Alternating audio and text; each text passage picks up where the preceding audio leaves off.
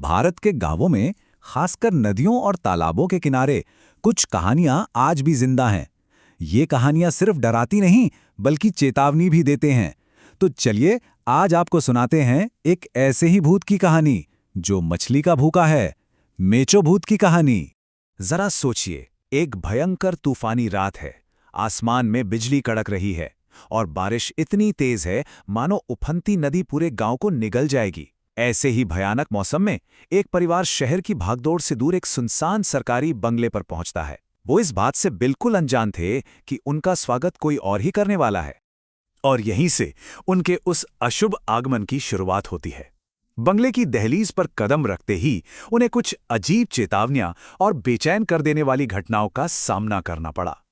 तो कहानी के बीच में है तपन का परिवार।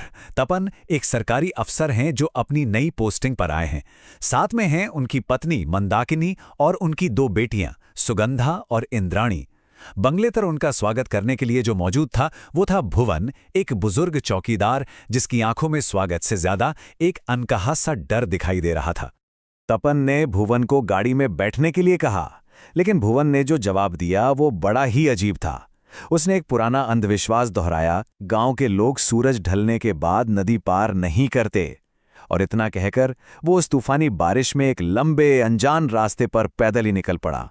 गाड़ी अभी कुछ ही दूर चली होगी कि उनकी नजर नदी के किनारे एक साये पे पड़ी। अरे, वो हैरान रह गए। वो साया तो हूबहू भुवन जैसा था। पर यह कैसे हो सकता है? भुवन तो दूसरे रास्ते से पैदल आ रहा था। और यही सवाल उनके दिमाग में घूमने लगा। भला कोई इंसान पैदल चलकर, वो भी लंबे रास्ते से, एक गाड़ी से पहले कैसे पहुंच सकता है? मतलब ये तो हो ही नहीं सकता था। यहीं से उस बंगले का पहला राज सामने आया। जब वे बंगले पर पहुंचे और भुवन से इस बारे में पूछा तो उसका जवाब सुनकर सबके रोंगटे खड़े हो गए।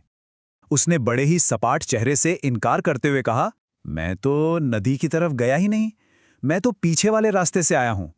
तो फिर वो था कौन जिसे परिवार ने देखा था?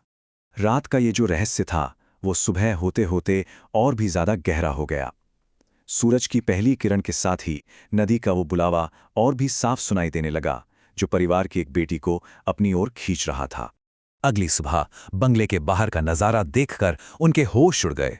दरवाजे तक कीचड़ में पैरों के निशान बने हुए थे, लेकिन सबसे डरावनी बात यह थी कि ये निशान बंगले से बाहर की तरफ नहीं, बल्कि नदी से चलकर सीधे बंगले के दरवाजे तक आए थे। भुवन ने जैसे ही इन निशानों को देखा, उसका चेहरा डर से सफेद बढ़ गया। कांपती हुई आवाज में उसने एक पुरानी लोक कथा का जिक्र किया, एक ऐसे जीव का जिसके पैर उल्टे होते हैं। भुवन के ये शब्द हवा में जैसे खौफ घोल गए। परिवार को ये समझते हुए बिल्कुल देर नहीं लगी कि रात में उनके दरवाजे पर दस्तक देने वाला कोई इंसान नहीं था। कुछ दिन बीत गए। एक शांत दोपहर में सुगंधा की नजर नदी किनारे बैठी एक लड़की पर पड़ी। उसकी काजल लगी बड़ी बड़ी आंखें और उसकी खूबसूरती, कुछ अजीब सी कशिश थी उसमें। बिना कुछ बोले वो लड़की इशारों से सुगंधा को अपने पास बुला रही थी। वो मुलाकात तो बस एक शुरुआत थी।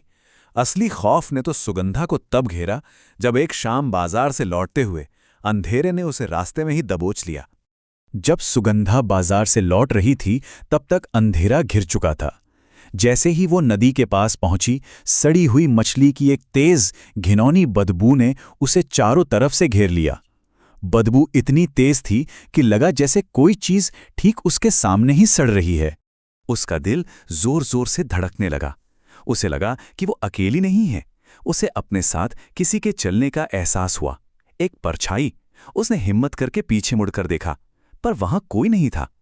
और तभी ठीक उसके कान के पास एक ठंडी सी फुसफुसाहट गूंजी। एक ऐसा सवाल जो उस अंधेरे में किसी चीख से भी ज्यादा डरावना था। मुझे मच्छी दोगी? सुगंधा के कदम अपने आप तेज हो गए। उसने कोई जवाब नहीं दिया। और तभी वो फुसफुसाहट एक घिनौनी, गुस्से से भरी चीख में बदल गई, जो पूरे जंगल में गूंज उठी। तुम मुझे मछली नहीं दोगी? बेचारी डरी सहमी सुगंधा अपनी पूरी ताकत लगाकर भागी और सीधा घर के दरवाजे पर आकर गिर पड़ी। परिवार वालों ने उसे अंदर तो खींच लिया, लेकिन उसकी आपबीती को भुवन की डरावनी कहानियों का असर समझकर टाल दिया। वो ये नहीं जानते थे कि खतरा अब दरवाजे के बाहर नहीं बल्कि अंदर आ चुका था। उस रात बंगले में जो शांति थी वो असल में एक तूफान से पहले की खामोशी थी। अब वो खौफनाक सच सामने आने वाला था, जो उस परिवार की दुनिया हमेशा के लिए बदलने वाला था। आधी रात का सन्नाटा, बंगले में सब सो रहे थे। तभी रसोई से कुछ खुरचने जैसी आवाजें आने लगी, जिससे मंदाकिनी की नींद खुल गई। वो दबे पांव उठी ये देखने के लिए कि आखिर बात क्या है। रसोई का नजारा देखकर मंदाकिनी की चीख गले में ही अटक गई। फर्श पर उसकी बेटी सुगंधा बैठी थी। वो अपने नंगे हाथों से कच्ची मछली नोच नोच कर खा रही थी। उसका पूरा चेहरा खून से सना हुआ था और उसकी आंखों में उसकी बेटी वाली मासूमियत नहीं बल्कि एक शैतानी भूख थी। मंदाकिनी की कांपती हुई आवाज में अपनी बेटी का नाम लिया, सुगंधा। लेकिन जो आवाज जवाब में आई वो उसकी बेटी की नहीं थी। एक सड़द घिनौनी आवाज जो बोली, भूख लगी थी, इसने मुझे मच्छी खिलाई, अब मैं इसके साथ रहूंगी। कहानी यहीं खत्म हो जाती है, पर एक सवाल पीछे छोड़ जाती है। क्या वो मैचो भूत कभी सुगंधा को छोड़कर गया होगा?